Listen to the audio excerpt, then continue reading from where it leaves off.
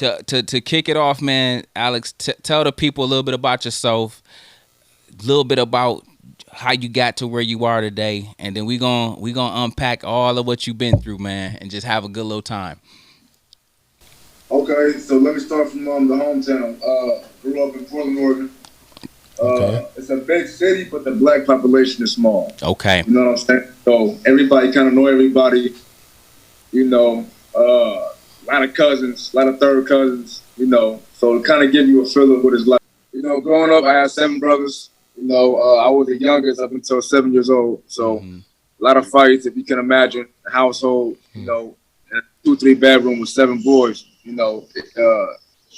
Keep entertainment. We wrestling, fight, playing sports, the whole nine, right? So, mom's got us in sports. Started playing football. Fell in love with it at the age of 7.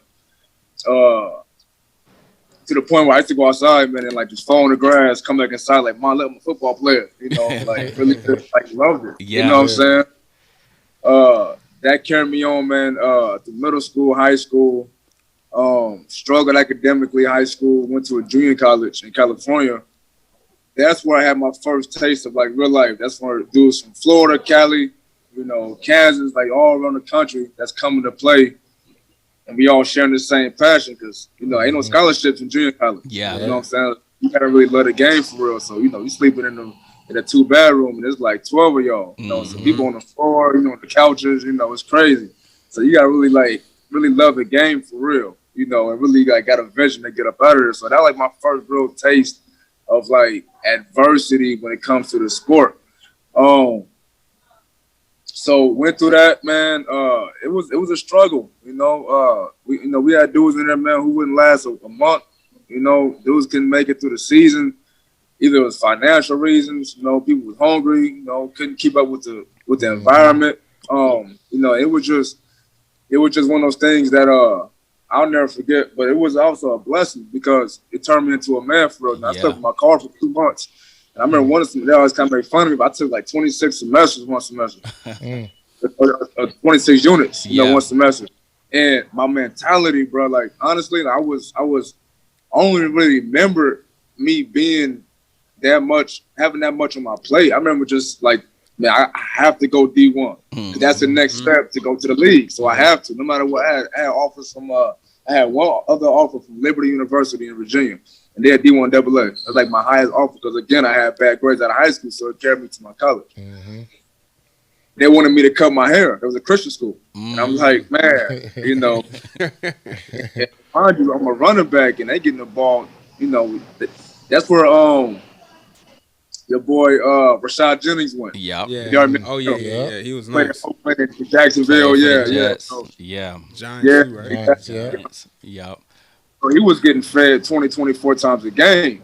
As a back coming out of JUCO, that's what I wanted. That's kind of the same style I had when I was in my JUCO. So it was either go there, cut your hair, but you're gonna get fed the rock. You're gonna be that guy, or go to Hawaii, and you might get the ball 3, 4, 5 times a game. And you can be pass blocking, but you can keep your lot. So I'm like, I'm going to Hawaii. You know what I'm saying? I'm going to Hawaii. I ain't cut my hair, because for me, my hair was like, I was telling somebody the other day, like for me, my hair was like a part of my growth, for real, part of my struggle. I was going through a bad time. My junk was wicked out. It was crazy looking. I had the big fluffy beard, but that was part of my story. When I got and at a different level, I would clean it up, get my junk retwisted, and I'll, start over. But I went to Hawaii for a scholarship. Got blessed to go there, man. You can imagine Hawaii, beautiful. The culture is beautiful. It's family oriented. The woman beautiful. The dudes got your back. They like you. They love you. Football team, they play hard. We traveled a lot. Obviously, been in Hawaii, so we would gone weeks at a time.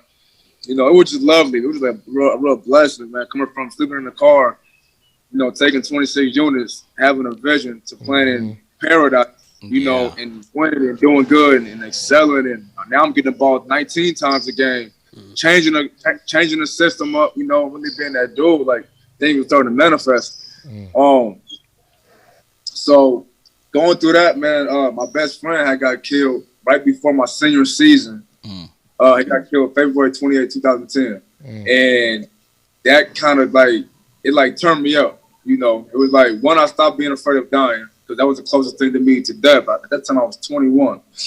And I wasn't afraid to die, and I wasn't afraid to fail. because I figure, okay, one, if I die, I'm close to my boy, and if I fail, well, it ain't as bad as dying. You know what I'm saying? I wasn't scared no more. I didn't have that fear no more. Like, well, like Mel, my name Jamel Taylor, like, man, Mel already gone. So what I got to lose? That's the worst thing that could have happened. And I'm still able, I got a fighting chance. I wake up every day breathing air, and I got an opportunity to go fight. Yep. Like, my dog would have gave everything, had one opportunity. So my mentality was that, but I went to that senior season, boy, went crazy. Went crazy. October 3rd, my son was born. That next week, I broke the record, 319 yards and 27 carries. Wow. So that was another fire that kind of sparked under me. And each time I had adversity up against him, bro, I always kind of came out of it because it kind of just made me like, I always like that back against the wall feeling. For me, I don't know.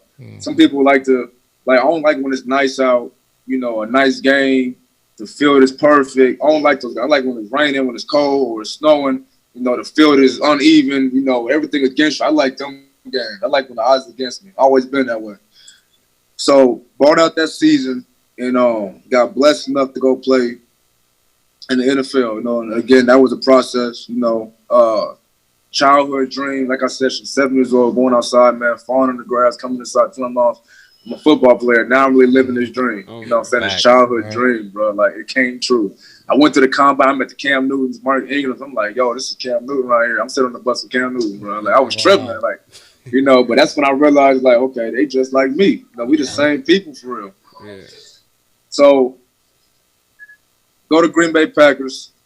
You know, life is good, man. You know what I'm saying? Life is good. You're getting paid good. You're young. You're successful.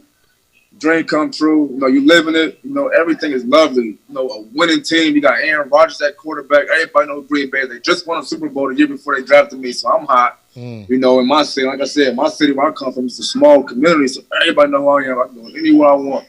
You know, it's just love, bro. I got kids. Like, everything is good, bro. Week 7 against Minnesota, rookie year, I tear my ACL. And I'm at the beginning.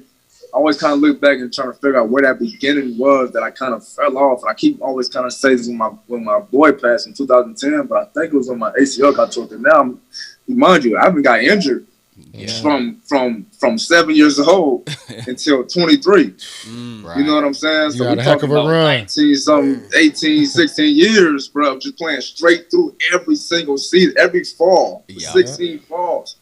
You know, so it was my first time really sitting out and watching and having to, like, nurse this injury. And I couldn't, and I'm already there. I'm already at that level. So it was hard for me, to stay motivated, but it was hard for me to really grasp it. Because now you in the business where if you're not playing, you're getting cut. You know, you ain't just, you got next year, it's all good, or you go red shirt, or, you know, you'll get it back next season. It's probably one. Like, nah, this is the big time, bro. This is your business. You know, your business took a hit, a big hit. Big time. At your position. You know, so I started drinking a lot, man. I started drinking a lot, so bad to where, because I was only going to treatment, you know, about 30 minutes a day. You know, I would go to the facility. I wake up about 10 o'clock, you know, go to the facility, get my knee iced, you know, hop in a hot tub, get it iced again. They'll stretch me out a little bit, and I'm going home. You know, like all day. You know, I'm still getting paid. So it's like, bro, you got all this time. You got money. I got people flying in. You know, I'm just like on vacay, really. I was already like in COVID before COVID even happened. Which is, you know what I'm saying? So I'm just drinking, bro, like every day, like so bad to I'm hitting teammates on at that time it was called like Tango, like a little voice note thing back then. Oh yeah. It was so bad, bro, that because he was on IR too for concussion, so he really was chilling. He would come in and just get looked at real quick, and he gone. You know, I IR him for concussions, but he was on IR. He would come in for a second, just to like check in real quick. But it was so bad, bro, that when I got done with getting stretched out, I would just hit him on a little voice note and be like, "Yep," and he'll hit me back, "Yep," and that meant it's go time. We finna go get the bottles. Or he finna come to the crib and we're gonna blow it down and we're gonna get lit. Yeah. Every single day, bro. Every day. That's what we did. And I would do it to excess. You know, he would leave and he'd be lit. I'm still going. You know, I'll be going back. Party kept going. Yeah, I'm still going. I'm playing Madden with myself. Lit. You know?